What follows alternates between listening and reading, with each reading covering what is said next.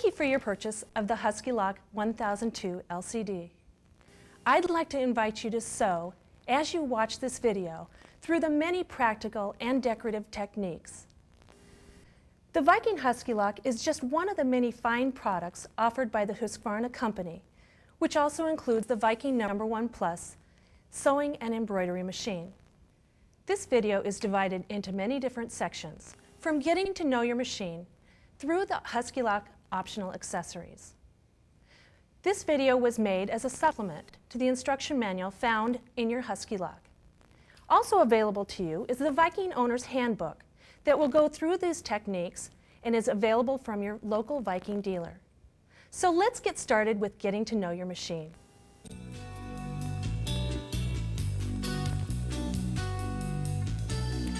Your accessories are found in the handy waste tray. Included in your accessories are a cleaning brush, tweezers to help you with threading, a screwdriver, a blind stitch foot, an oiler, cutter cover number 2, your 5-thread extension, the cover stitch plate and foot, a 1.5 millimeter Allen wrench, various sizes of Schmetz needles, spool caps for regular spools, and thread nets for your specialty threads. On the right side of your Huskylock, you have a place for your power cord and also your foot control cord. Towards the back, there's an on-off switch, the hand wheel that turns towards you like a regular sewing machine, and also the presser foot lift that also has extra lift for thicker fabrics. On the top of your Huskylock is the presser foot pressure adjustment dial. This would be turned to the right tighter for heavier fabrics such as polar fleece or sweatshirt fleece. On the side there's a switch for full speed, half speed, and we do recommend that you go half speed for specialty threads or for the cover stitch function. Underneath is a switch for your light. To open the front cover, you'll want to pull to the right and towards you. Inside you'll see that you have 3 loopers. You have an upper looper, a lower looper, and a chain stitch looper. You'll see also that you have 5 needle positions, 2 rear and 3 front. But do note that you'll never use more than 2 needles for any one technique.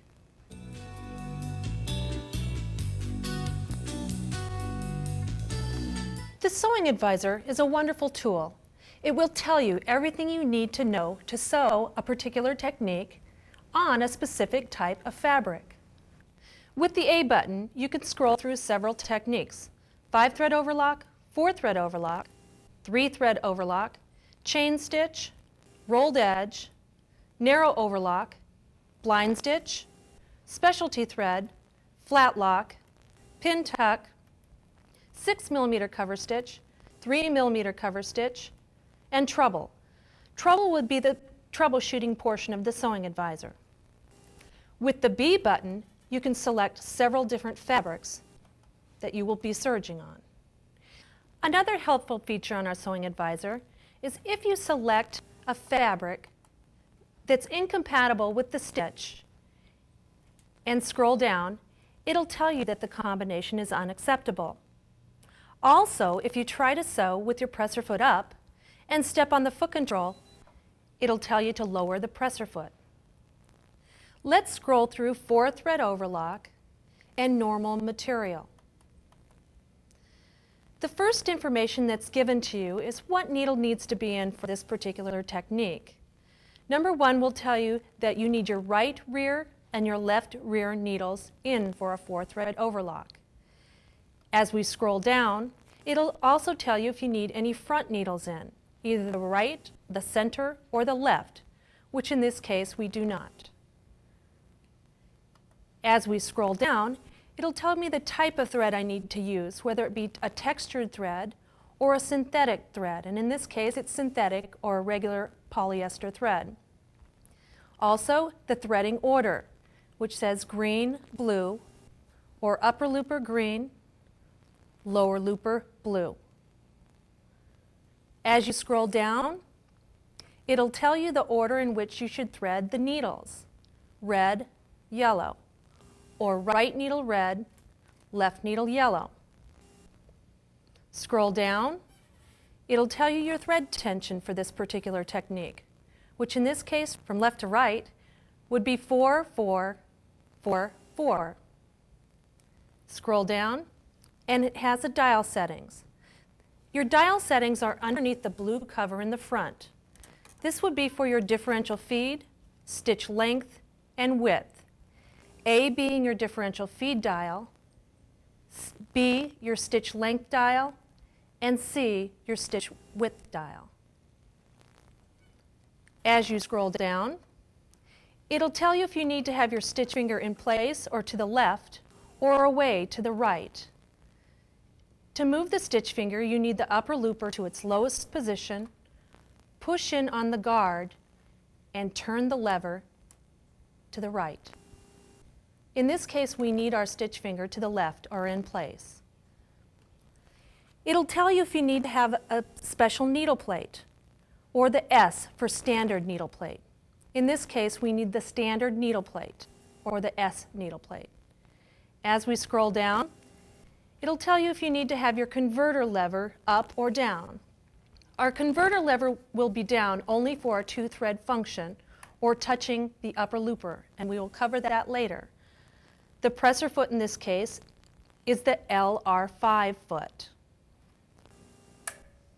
As you scroll down, it'll tell you if you need your cutter up or if you need it down.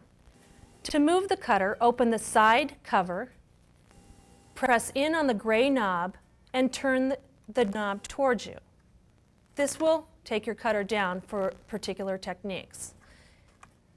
I'm going to put my cutter up because for a 4-thread overlock, we need the cutter up.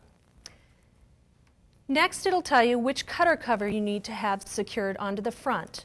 In this case, we need cutter cover number 1. Next, the chain stitch lever. And the chain stitch lever is either moved up or down for the cover stitch function or for the chain stitch function. So in this case, we need it up.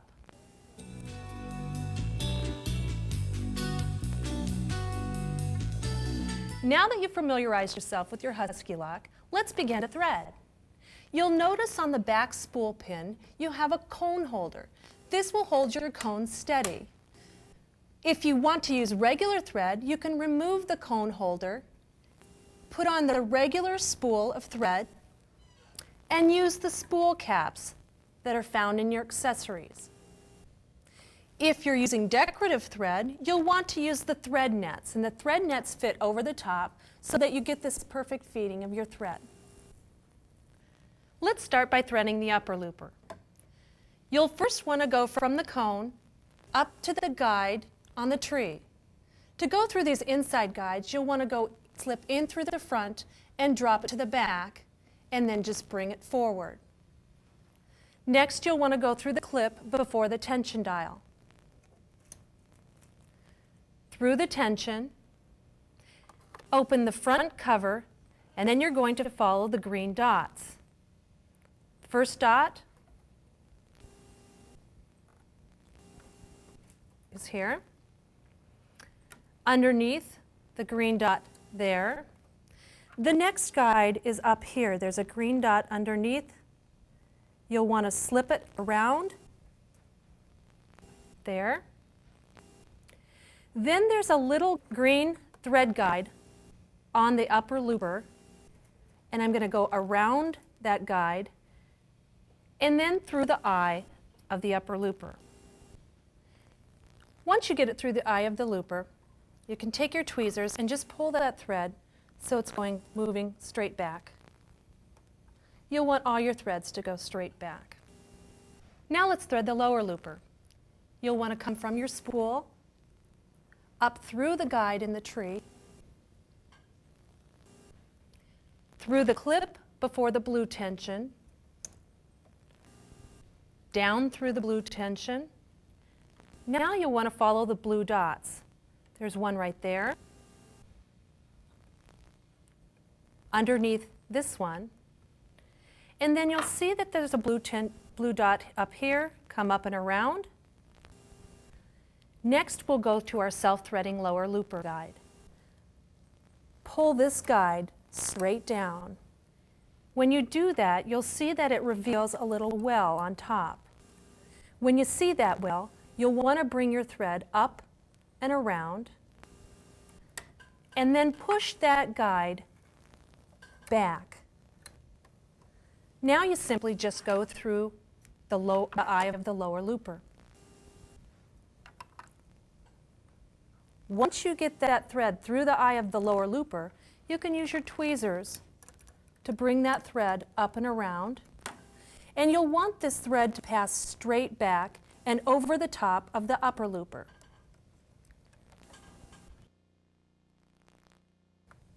And straight back.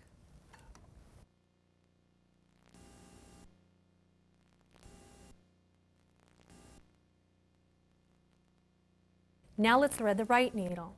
First come from the spool, around the guide on the tree, through the clip before the right needle tension or the red tension, down. Now we can follow the arrows. Follow the gray arrow there, around,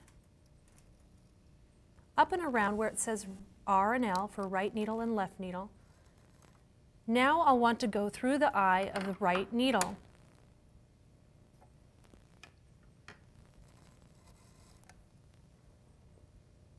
After you go through the eye of the right needle, you can use your tweezers if you want, and just pull that straight back so you can grab a hold of it. But you'll also want to go behind with both your right needle thread and your left needle thread, the guide here. And then you can take this thread straight back and under the foot. For the left needle thread, come from the cone, around through the guide on the tree, through the clip before the tension, down through the tension, and follow the arrows once more around there, here. Now you'll see that there's a divider between the right needle and the left needle thread. You'll want to pass this left needle thread on the left side of that divider. Now we'll need to go through the eye of the left needle.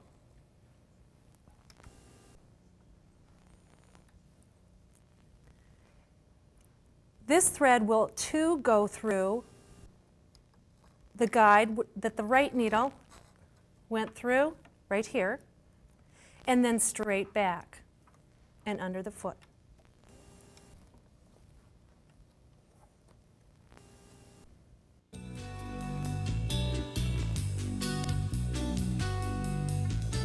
Now that we've threaded, let's begin to sew. Let's first make sure that we have a nice chain. You can see that if I step on the foot control right now, my sewing advisor will say, lower your presser foot. It'll also say, close covers prior to sewing. And that's a nice feature because you don't want to serge with the covers open. Now let's serge and make sure we're getting a nice chain from underneath, which we are. You can do this by holding taut on the thread. Now let's try a 4-thread overlock on regular fabric. As we stitch, you can see that the cutter is cutting fabric as the fabric's being overcast and sewn into a seam. When you cut your fabric free from your Huskylock, you'll want to leave a chain at your Huskylock and also at your fabric. You can see that this is a nicely balanced stitch because all of the stitches are meeting along the edge of the fabric. If your stitches were pulling underneath towards the bottom, that probably would mean that your under looper or your lower looper would be a little bit too tight. If they're pulling to the top, that means that the upper looper is a little bit too tight. Now let's try adjusting stitch length. The stitch length dial is on the inside of the blue cover, and it's dial letter B. The stitch length will go anywhere from R for rolled edge up to 5. We're going to start with our stitch length at about 1, and we're going to adjust as we go through our 6-inch piece of fabric. So as we stitch, I'll stitch a ways, stop, adjust my stitch length longer.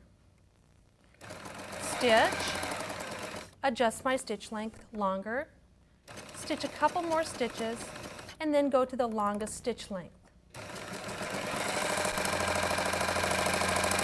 Generally speaking, the length of the stitch depends on the weight of the fabric, where a lighter weight fabric would be a shorter stitch length and a heavier weight fabric would be a longer stitch length. Let's do the same for the stitch width. The stitch width dial is dial C. I first am going to take my stitch length back to a normal stitch length of about 2.5 or 3. Stitch width will go anywhere from R for rolled edge to 7, which is a fairly wide stitch. I'm going to start with my stitch width at 5, stitch, adjust my stitch width wider to 6, stitch, and then adjust my stitch width to 7.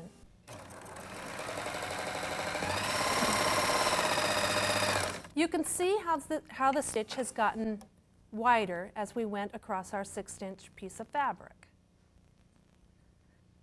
You have a nice feature on the Huskylock. It's fine-tuned width adjustment. And to see this, I'm going to take the width back down to 5, open up the front cover, and you need to watch the stitch finger and the cutter. I'm going to lift the presser foot and pull straight back on those stitches to remove them from the stitch finger. As you move the stitch width from 5 to 6, it first moves the cutter. Then it'll move the stitch finger, then it'll move the cutter, then it'll move the stitch finger. You'll notice that it's moving these two independently of one another.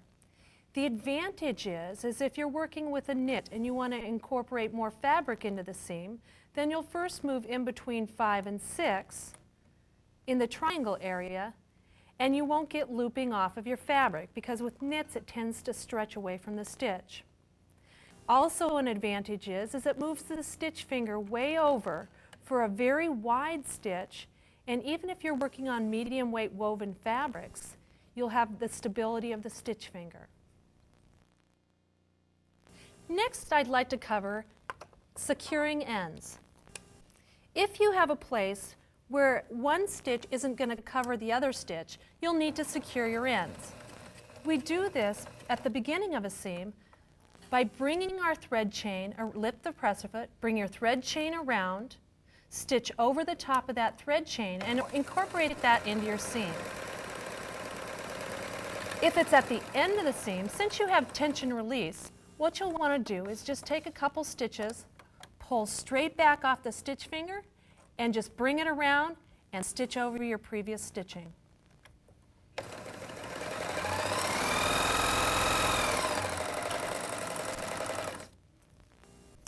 Now you have a seam that's secured at the beginning and secured at the end. Since you're working with a serger, there's different techniques for inside corners and for outside corners. For outside corners, you'll want to stitch along the edge. And this is done differently than a sewing machine because your cutter is so far in front of your stitching.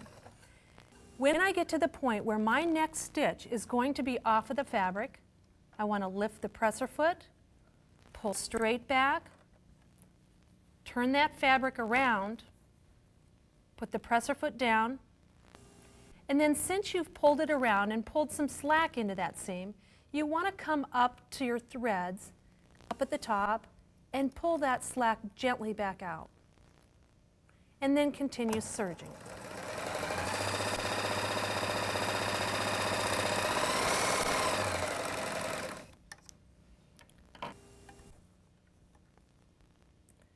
For inside corners, you'll need to cut an inside corner, This is also done in a different manner than you would a sewing machine. Stitch down the side of your inside corner, and before you get to that corner, you need to make that seam one straight line. So with my needles down, I'm going to lift my presser foot, pull that seam so that it's one straight line. You'll get a little arrow here, and you're just kind of going to hold that down and then continue serging. You can arrange it as you go if you're more comfortable doing that.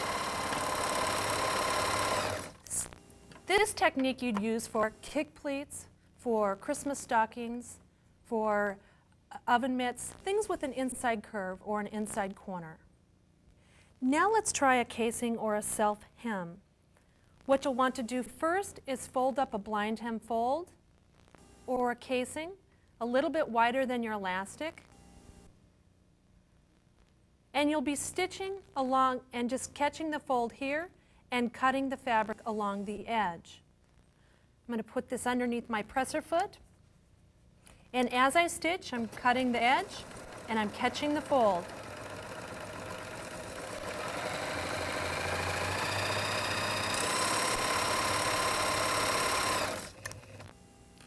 Then you have a nice finish or a casing for elastic. Ribbing is easy with your Huskylock. If you just cut a small neckline, you can practice this. Fold your ribbing in half the long ways. Place it on your U shape. Now before you start stretching that ribbing to match that U shape, and this is basically an inside curve or an inside corner, you're going to want to get your needles in that fabric and then make this all into one straight line. This makes t-shirts and sewing on knits very easy.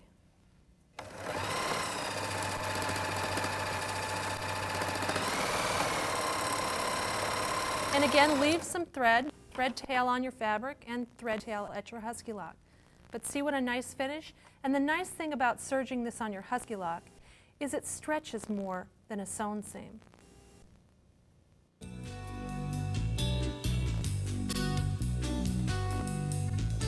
Your differential feed function will allow you to regulate different types of fabrics in different ways.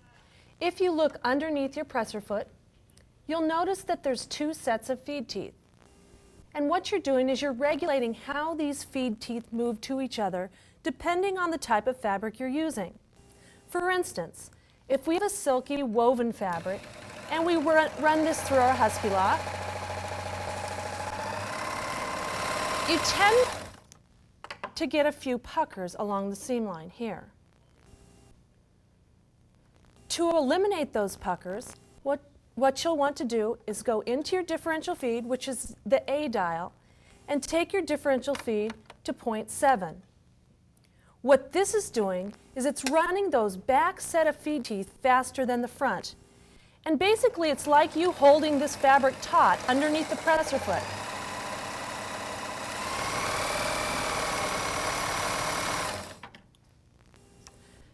So if you look along the seam line, you'll see that you've eliminated the puckers here, where without the differential feed, there were puckers on the seam line. This is very helpful when you're doing linings and sewing on the bias as in a biased skirt. To feed fabrics such as sweater knit or the blankets, for instance, for the blanket coats, more effectively, what you'll want to do is take your differential feed the other way. To show you the difference, I'm going to take my differential feed to 1, where they're both running at the same rate.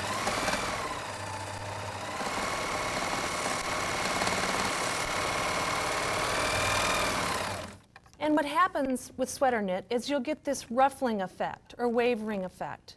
And this would be an undesirable seam on your shoulder or on the side seam. To eliminate this wavering, what you'll want to do is take your differential feed to 2, stitch down the other side, and you can see the difference.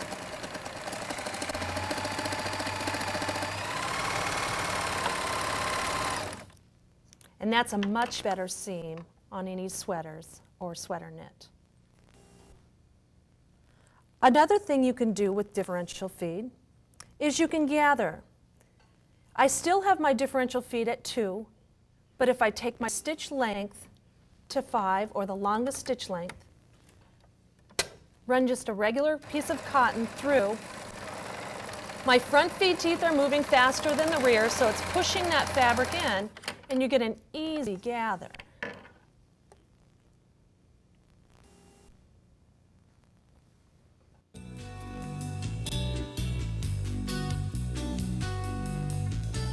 Next, let's look at our 3-thread overlock techniques, such as a 3-thread overlock for seam finishes, a safe lock, or a blind stitch. Let's begin by looking at our sewing advisor. Let's select 3-thread overlock and normal material. As we scroll down, our sewing advisor will tell us to remove the right needle. I'm going to take my Allen wrench from my accessories, slightly loosen the back right or the rear right screw. It's a good idea to keep that needle threaded until you have that all the way out so that it doesn't drop down into your Huskylock. Secure that screw gently and clip the needle thread. Now we're going to use our left needle only. As we scroll down again, it'll tell us that we don't need to have a front needle inserted. Scroll down. It tells us the thread for our loopers is a synthetic type thread, and the threading order is green-blue, upper looper, lower looper, which we already have threaded. Scroll down again. It says the thread for needle is also synthetic, and the threading order is yellow, so the left needle only. In fact, we could take the right needle thread out totally, because we won't be using that. Scroll down one more time, and it tells us our thread tension should be 4 for the left needle, 4 for the upper looper, and 4 for the lower looper. Scroll down. Our dial settings are set: differential feed at 1, stitch length at 3, stitch width at 5. Scroll down. The stitch finger is in place, and we have the standard needle plate or the S needle plate on. Scroll down, and the converter levers up. Presser foot is the LR5 foot. Scroll down, and we'll see that our cutter is up for this technique, and we're using cutter cover number 1. Scroll down, and we'll see that the chain stitch lever is up, or the upper looper is in a functioning position. Now let's serge a 3-thread overlock.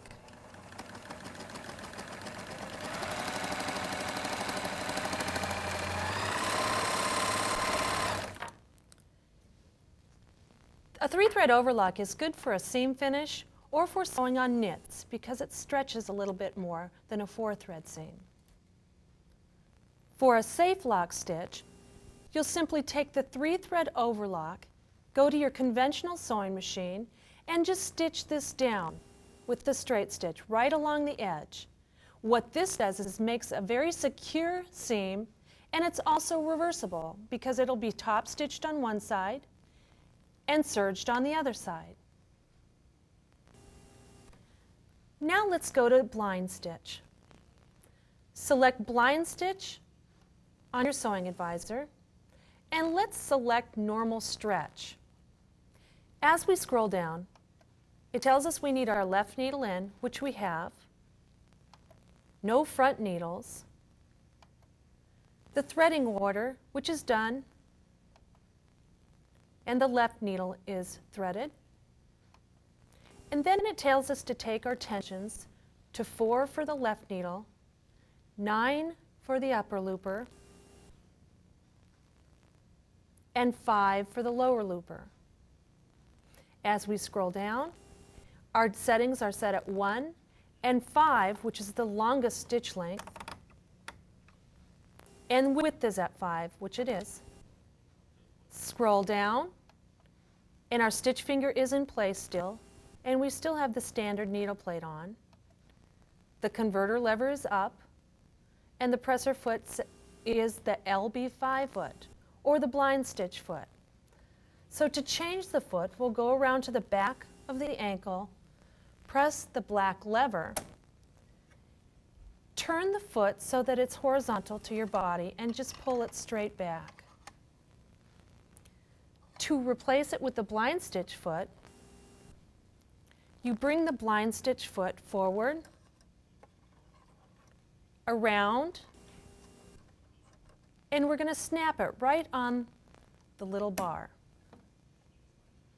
You'll notice that the blind stitch foot has a guide for your fabric, and it also has a screw on the top where you can regulate where your fabric is placed on this ledge.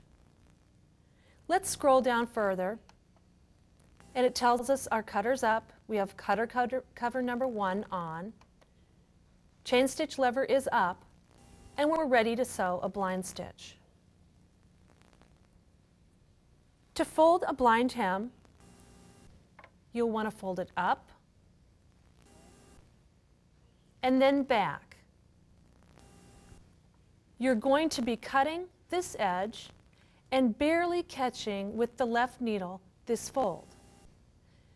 You'll regulate the well of the blind stitch foot as far as how much fold you want to catch. This will vary for different types of fabric. What you'll need to do is start stitching, look down, and see how much fold that you're catching. If I'm not catching enough fold, then I'll need to move my well to the right. If I'm catching too much, then I'll want to move the well to the left, and then finish sewing the blind stitch.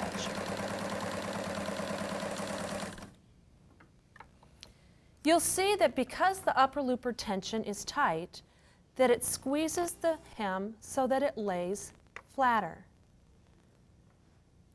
And then on the other side, you'll just barely want to see little needle points.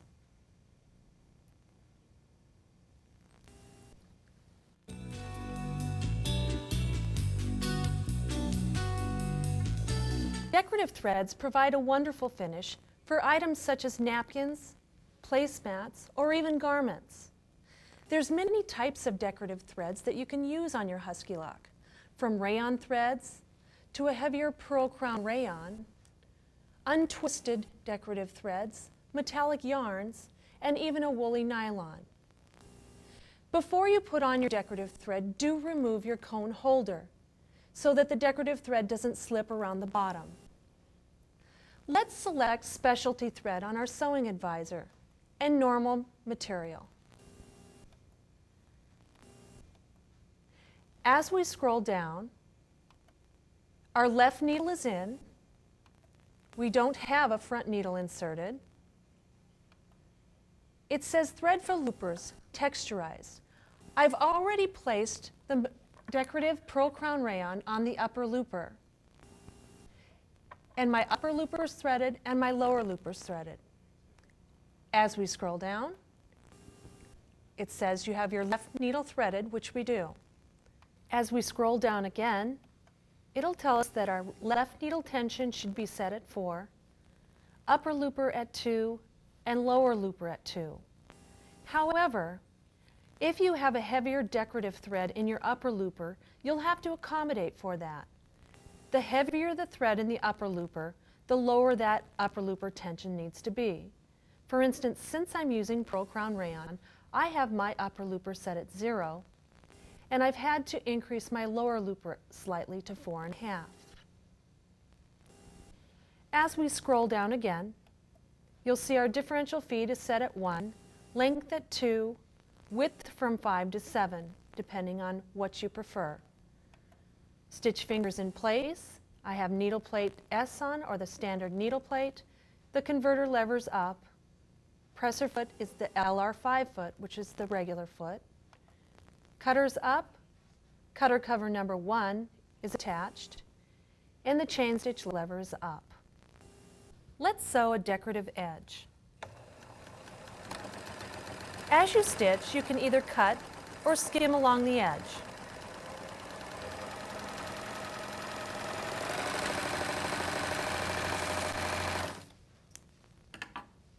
And there's your decorative edge with pearl crown rayon.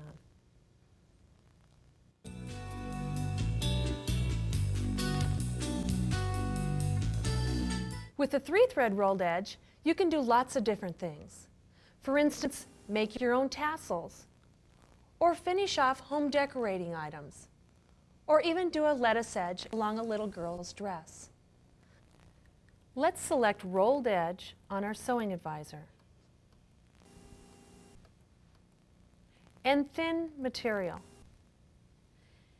As we scroll down, you'll see that we need the right needle in for this technique. And I've already done that. And the left needle is removed. Scroll down, and there are no front needles in for this technique. Scroll down. Threading orders upper looper, lower looper, or green, blue. And then threading order for the needle is, of course, red for just the right needle. Scroll down. Thread tensions are 3, 5, 8, or 3 for the right needle, 5 for the upper looper, and 8 for the lower looper. Scroll down. It tells me my dial settings need to be set. Differential feed at 1, stitch length at R, and stitch width at R. Scroll down, and it tells me I need my stitch finger moved to the right. So I'll open up the front door, raise the presser foot, and I want to pull those stitches off that stitch finger straight back. When I raise that presser foot, it does release the thread tension, so I can do that. I have my standard needle plate or needle plate S on. But now let's move the stitch finger to the right. To do this, we're going to take our upper looper to its lowest position. I'm going to push in on the guard for the stitch finger and turn the lever this way. When I do that, it leaves a tiny little pin. Now that's what the stitch is forming over now, instead of the larger stitch finger. As I scroll down, my converter lever is up, and I have the regular presser foot on, the LR 5-foot. The cutter is up. I have cutter cover number 1 on, and the chain stitch lever is up. Let's sew a rolled edge. I'm going to take a piece of regular cotton fabric, and I'm going to cut as I stitch. As you sew, it actually takes that edge and rolls it under.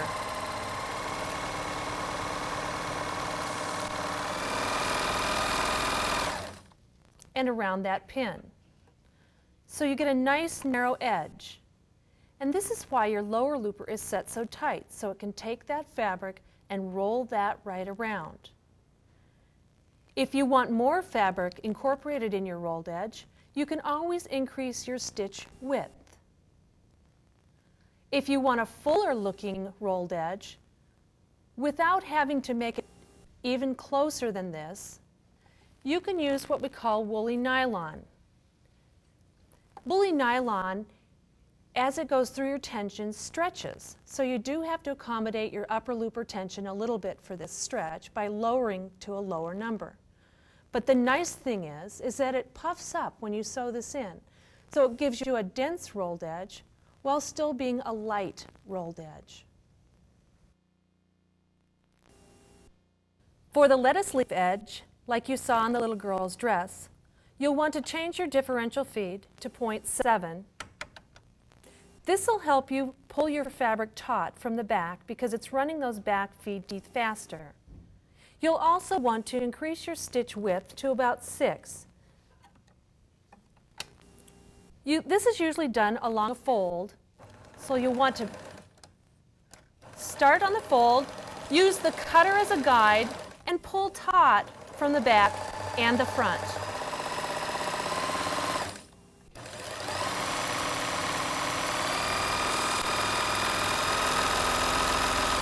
This can be done on a seam or along a piece of ribbing for a neckline.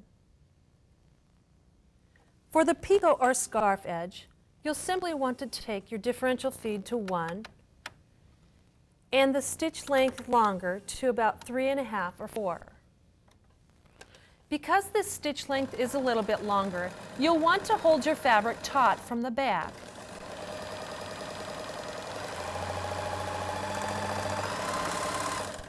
What this stitch actually does is give you a little whip and roll lightweight edge. There are 2 other techniques on your sewing advisor similar to the rolled edge in that they both have the stitch finger moved to the right.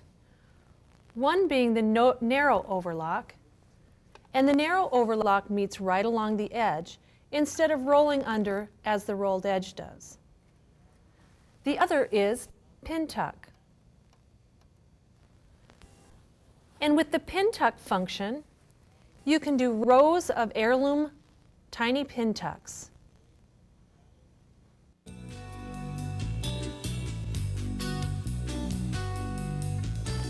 The flat lock technique can either be used as a decorative stitch or as a functional stitch, such as sewing lace onto a piece of tricot for lingerie. Let's select flat lock on our sewing advisor. And let's select normal stretch. As we scroll down, it says right needle removed and left needle is in position. So I have positioned the left rear needle in for this technique. As I scroll down, it tells me we're not using front needles yet. Scroll down, and thread for loopers is synthetic, and it says threading order blue. For a flat lock, this is a 2-thread technique. So we want to clip our upper looper thread, because we won't be using that, and pull it out of the eye of the upper looper using the tension release. Okay, now scroll down, and it says threading order yellow, and I do have my left needle threaded. Scroll down.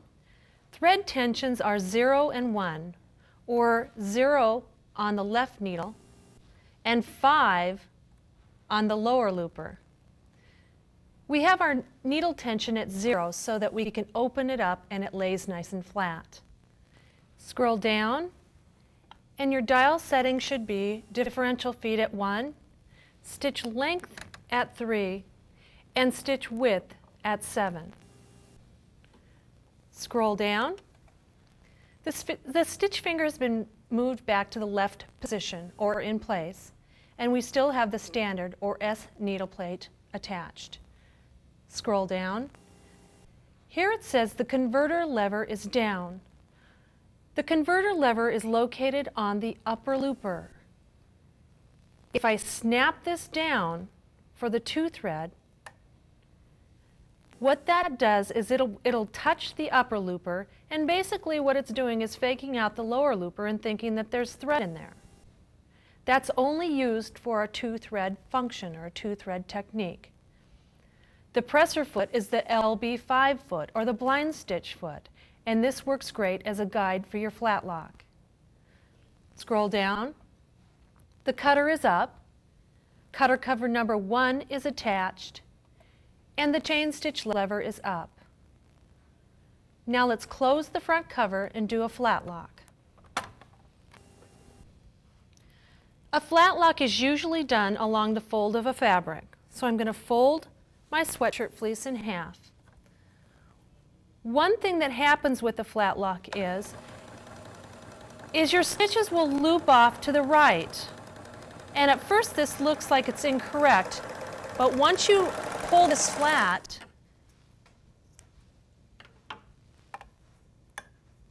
it'll pull nice and flat. You'll have a flat lock stitch on one side and a ladder stitch on the other side.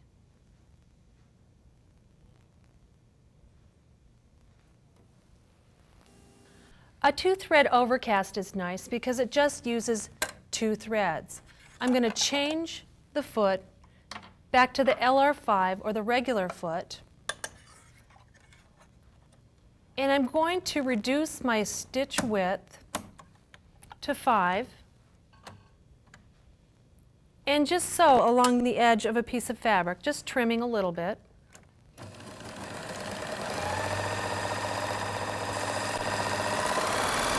What you get is a nice light finish if you're just overcasting edges and then seaming. On one side, there's little V's, and really the advantage of this stitch is these little V's, there's no baseline to press through to the right side of your garment. So it finishes very nicely and professionally.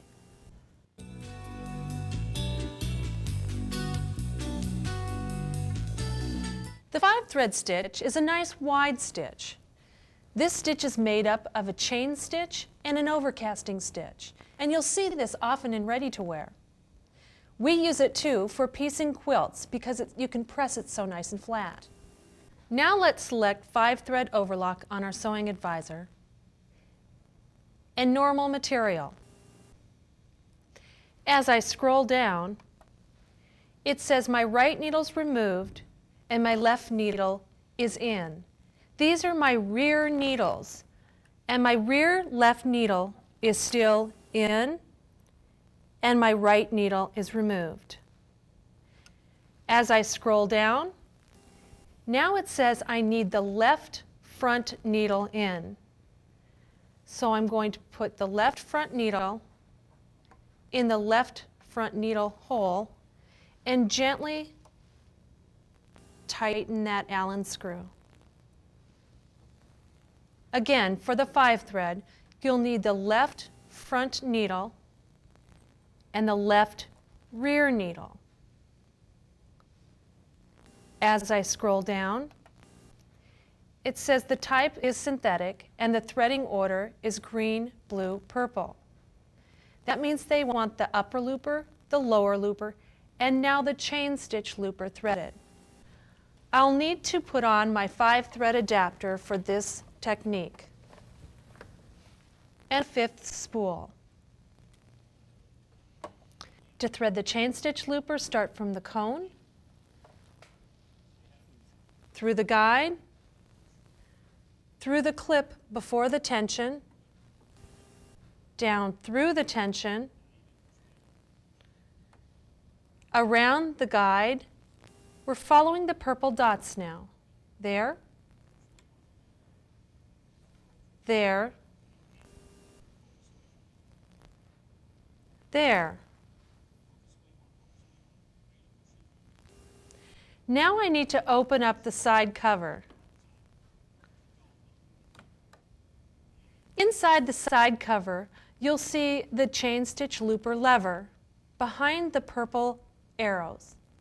You'll need to reach in and flip that lever all the way up to expose a hook on the chain stitch looper. At this point, you want to take your thread up and around from bottom to top that chain stitch hook. At this point, you want to push the lever all the way back down and then go through the eye of the chain stitch looper here. And then I'm going to pull my thread so it's up and over the top of everything and straight back.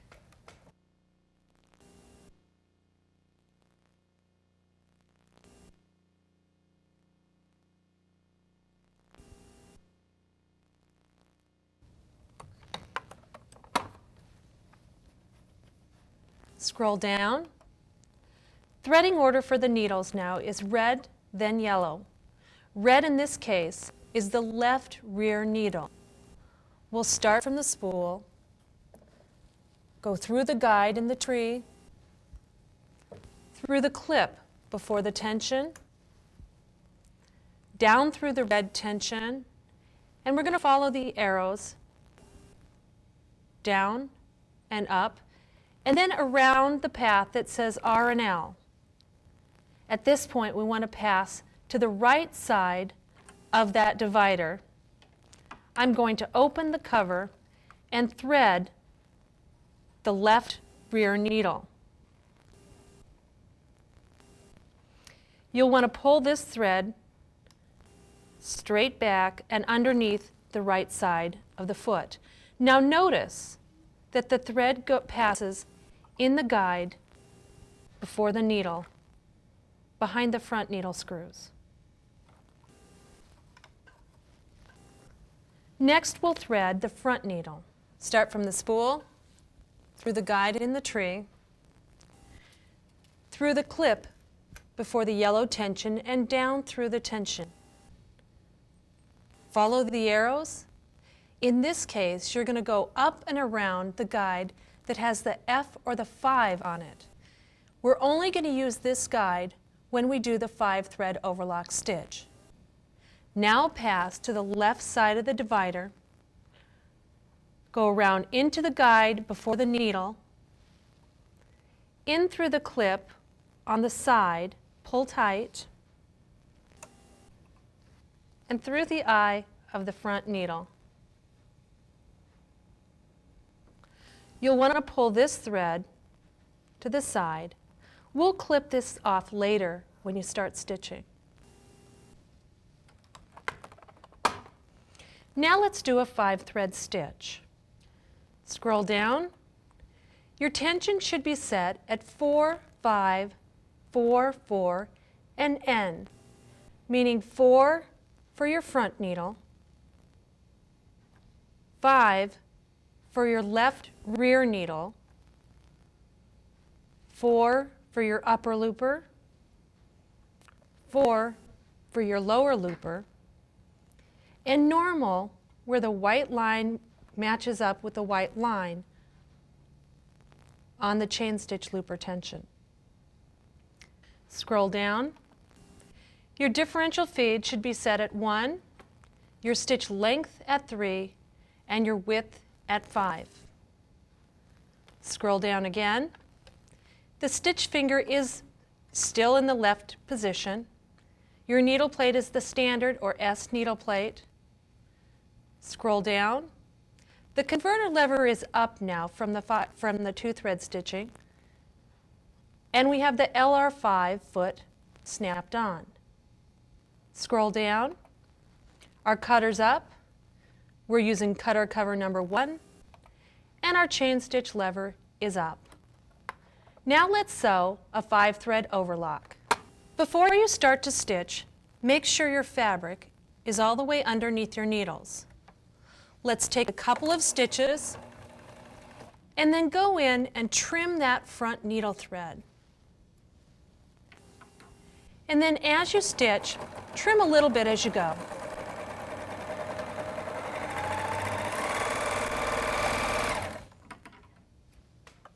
You'll see how the 5-thread is a nice wide stitch, and it does a chain on one side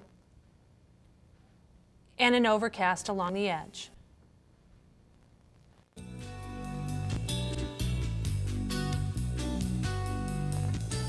With the chain stitch, you can sew anywhere on your fabric. We can use this as a functional stitch or a stitch that can be easy to remove, or we can use it as a decorative stitch, as in the pillow, the sweatshirt with metallic, or the jacket I'm wearing. Let's select chain stitch on the sewing advisor.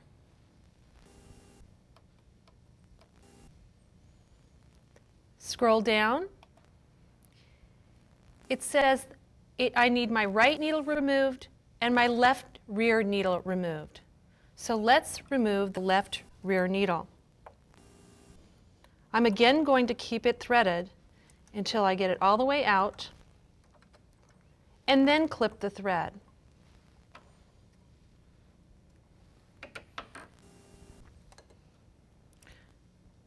Scroll down. We'll want to rethread that left front needle through the yellow guide, up through the R and the L position, to the left of the divider, through the clip, snap it in, through the guide before the needle, and then through the eye of the left front needle. I'm going to open the door to make this a little easier.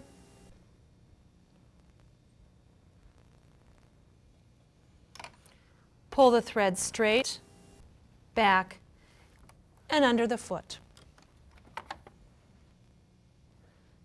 Scroll down.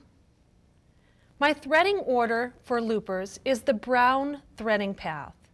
So I need to rethread this chain stitch looper thread through the correct path. Clip your threads. I'm going to start in the blue path. Start from the spool, up through the guide in the tree, through the clip before the blue tension slot, down through the tension, around the guide there, and then you need to go up through the tension spring. And that's a little bit easier with a pair of tweezers. Through the guide here,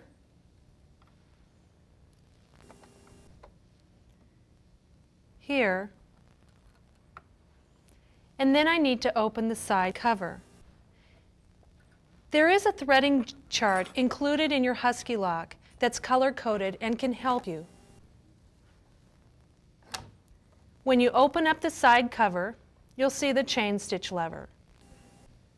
Bring the chain stitch lever up. It'll expose the hook on the chain stitch looper. Bring the thread around that hook.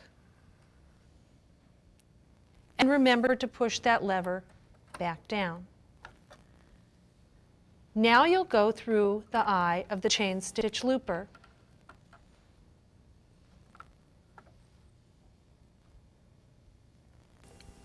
Grab your thread and pull it straight back. You'll notice that the only looper we use is the chain stitch looper. So I'm going to clip the upper looper thread and pull it through.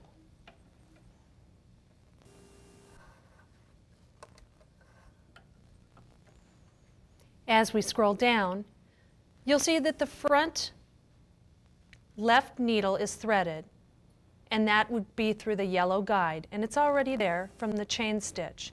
Just make sure it's cleared out and straight back. Scroll down. Thread tensions read 4 for your front needle and 2 for your chain stitch looper.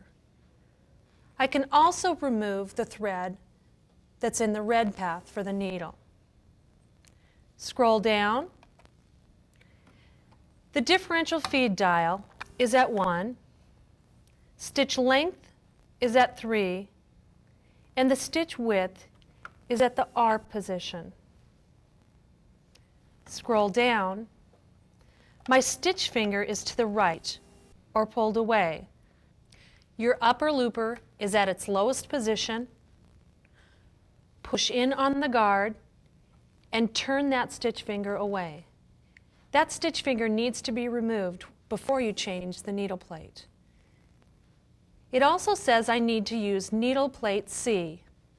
I do know that it will be easier in the long run if I take down that cutter at this point, even though it says later on in my sewing advisor to take down my cutter.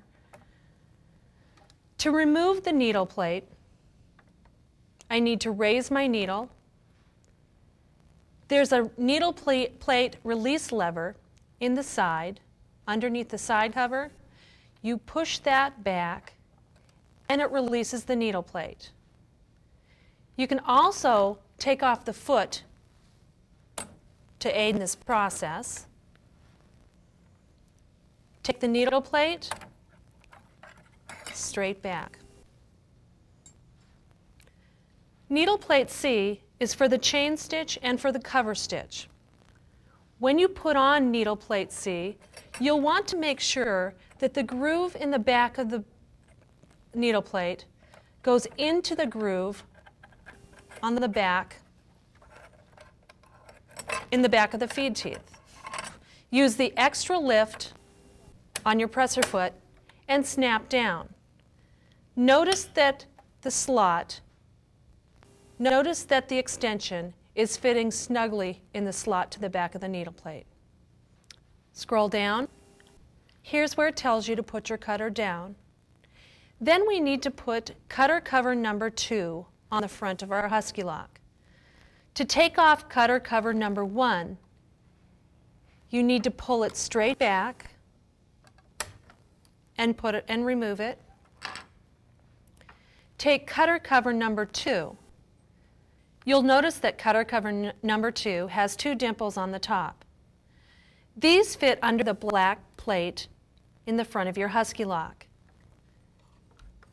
It should snap right on top. This gives you a nice flat surface. As you scroll down on your sewing advisor, it says take your chain stitch lever down. With the chain stitch lever at the up position, you'll notice that the upper looper moves. If you flip the chain stitch lever down, you're disengaging the upper looper so that when you move the hand wheel, it does not move. Now let's start to sew.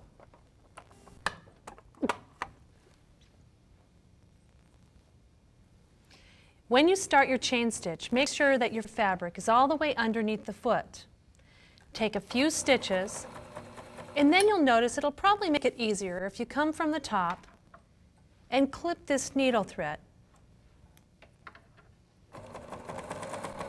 Then you can sew anywhere on your fabric and even chain off. You'll notice that this stitch is a straight stitch on one side and a chain on the other side.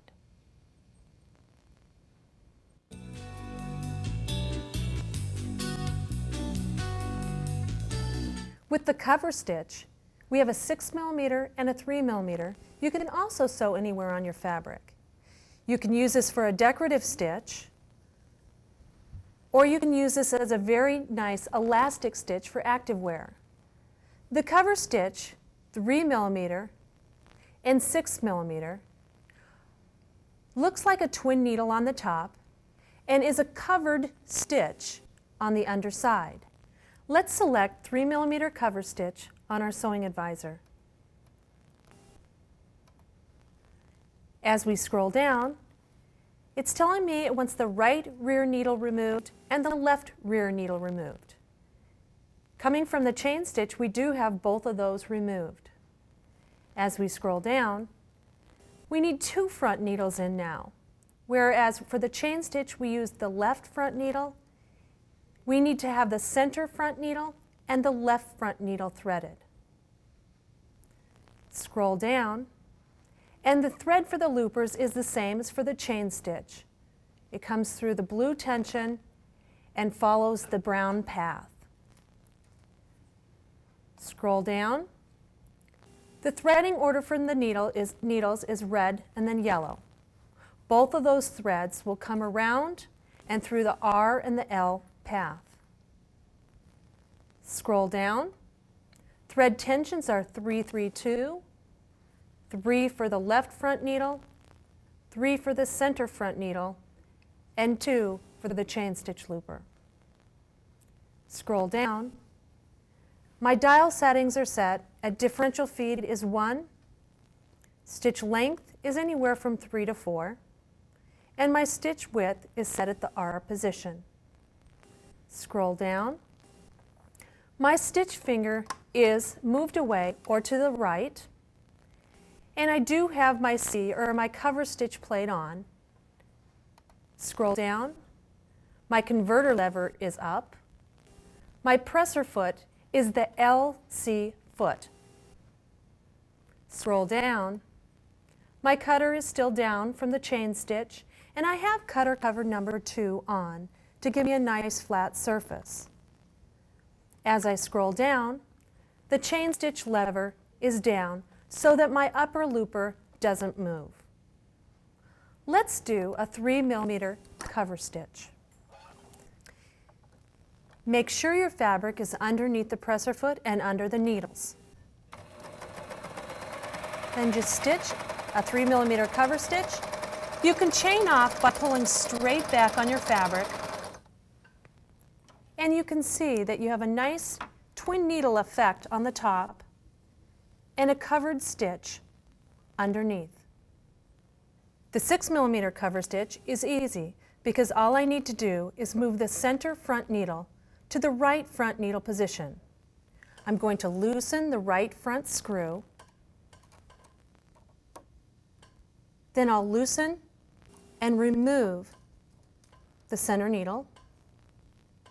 Slip that needle into the right front position. Tighten the needle. Gently tighten the center screw just to secure it. And notice that the right front needle is going to dip down lower than the left front needle. So don't be concerned about that. Start your stitch on fabric. These threads are easier to move if they're out of the foot. And take a couple stitches, then come up from the top and trim those excess threads.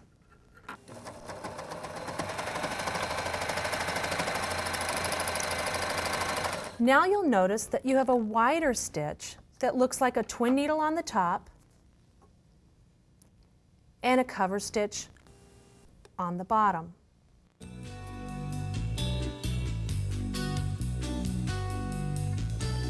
There are 4 optional accessory feet for the Huskylock: the piping foot, the purl foot, the shirring foot, and the elastic taping foot.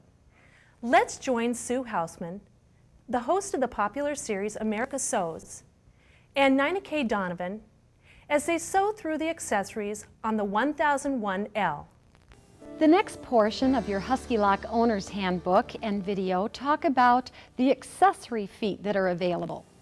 And Nina K. has taken the time to thread our Huskylock to 4 thread overcasts. So whichever model you own, thread for 4 thread overcast. Just follow those steps on the sewing advisor. And Nina K., I noticed that you've got some lovely piping on your jacket, both in the princess lines and also around the edge. Tell me something, did you do that with the Huskylock? Of course, Sue. I knew you did, of course. And what I would like to share with everyone is a favorite foot of mine, and that is the Huskylock piping foot.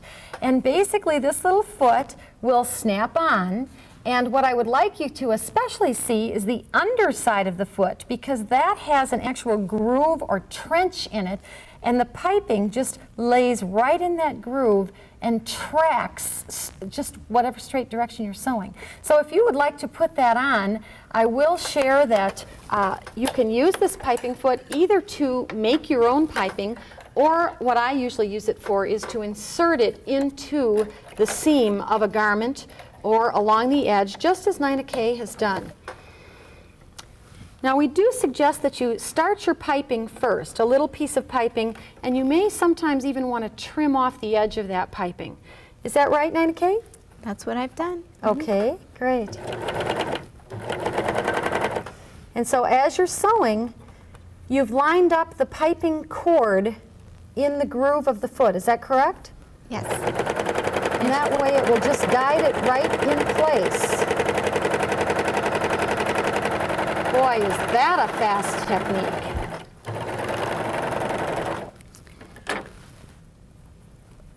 And it doesn't let you get off track.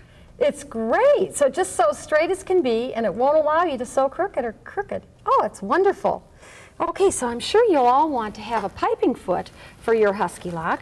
And then the second foot we're going to talk about is the shirring foot. Now, while Nina K. is putting this one on, I have a little sample to show you, but let me share first that it's kind of a strange looking foot, really.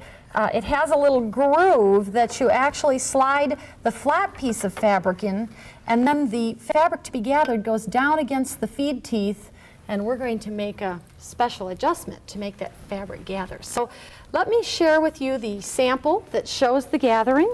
And in essence, it has a little ruffle. It's a tablecloth that had actually a double ruffle and finished with our rolled edge technique that we showed earlier on the tape, and then actually shirred and attached all in one step, quickly and easily with our shirring foot.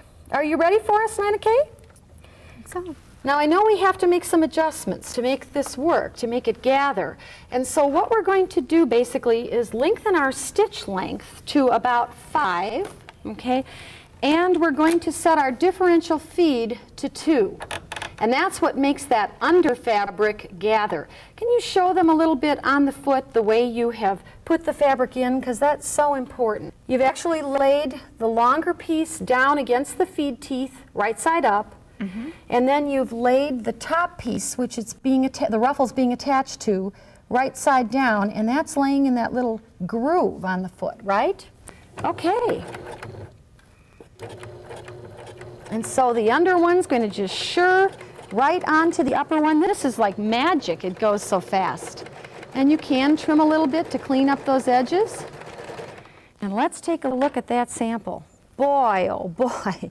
Wouldn't that be a time saver when you're doing curtains or when you're doing pillow ruffles or anything like that, even skirts and things, if you just cut big strips and attach them. That's great, Nina Kay. Okay, and then the final foot that we would like to share with you today is actually our pearl and sequin foot. And there are several different applications for it in your handbook, but I do know we need to take out that right needle if we're using big pearls, because in this case we don't want to be hitting the pearls with the right needle. So this will be done with 3-thread sewing, and we'll be sewing along an edge, or you may choose to do this with a flat lock stitch down a fold. Today we're going to use 3-thread sewing, so Nina Kay is simply removing a needle and snipping a thread. And I'm going to give you a look at the foot. It actually has a little trough or groove in it. And in essence, what you do with that trough or groove is you lay the pearls in the groove, and then at the back of the foot, they go underneath. There's a little guide. So you can see that that allows those pearls to feed along. You're going to be amazed how easy, if you do any skating costumes or any of that type of work. So Nina Kay, maybe you could share that with us. And I have one sample. This not only works for pearls, it also works for sequins. And I have a little shirt that our blouse that I made for dress a number of years ago that I did this technique with our sequin and pearl foot. I actually laid the sequins into the groove. You can see them right along the neck edge here. And they were tracked over by the stitch and applied to finish the edge. And you can't even see the stitches because they fall right down between the sequins. And the same thing kind of happens with the pearls. They fall right down in between the pearls. So are you ready for us? almost. Almost. Now I know you need to get those pearls laid in place, right? Just lay it underneath the little trough, and now underneath the one in the back, and now lay it underneath the one in front. Okay, so we can see those pearls laying right in that groove. And you're really smart here to have an extra length hanging out in the back. That's real important. Sometimes like with the piping, I start the pearls first. Okay, so we lower our presser foot. And something else that I've also done, I've made my stitch width to the widest position. Because Okay. you'll notice when you try to put on the presser foot, it will not fit on if it's in 5 millimeters or 6 millimeters. So it needs to be out to that 7 millimeter stitch width. Also, you may want to bring your stitch length up to about 4 millimeters, depending on the size of pearls you're using.